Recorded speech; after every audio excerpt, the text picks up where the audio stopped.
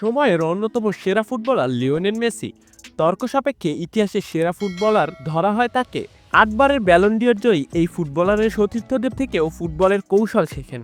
বিশেষ করে পেনাল্টি কিকে উন্নতি করতে নেইমার জুনিয়র থেকে পরামর্শ নিয়েছিলেন মেসি। বার্সেলোনা ও পিএসজিতে দীর্ঘদিন একসঙ্গে খেলেছেন নেইমার ও মেসি।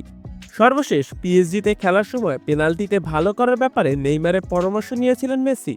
এমনটাই জানিয়েছেন ব্রাজিলিয়ান এই তারকা ফুটবলার। মেসি ও নেইমার প্রথমে একসঙ্গে খেলেন বার্সেলোনায়। ওই সময়ে ব্রাজিলিয়ান তারকা পেনাল্টি নেওয়ার সময় ছিলেন বেশ দক্ষ, সেই তুলনায় মেসি ছিলেন কিছুটা পিছিয়ে।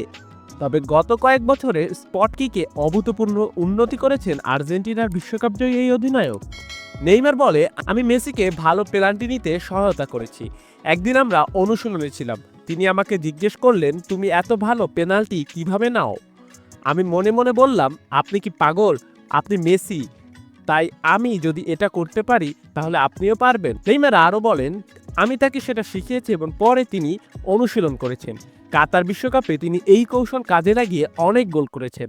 মাত্র একবারই তিনি শট নেওয়ার সময় গোলরক্ষকের দিকে তাকাতে পারেননি, আর সেটাই তিনি মিস করেছেন।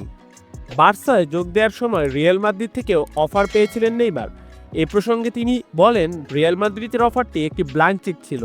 তারা আমাকে বলেছিল যে আমি যা চাই নিতে পারি, তবে আমি হৃদয় দিয়ে শুধু বার্সাকেই চেয়েছিলাম। ভিডিওটি দেখার জন্য অসংখ্য ধন্যবাদ। নিত্য নতুন এমন ভিডিও পেতে হলে আমাদের চ্যানেলের সঙ্গেই থাকুন, সাবস্ক্রাইব করুন, ভালো লাগলে অবশ্যই লাইক করুন।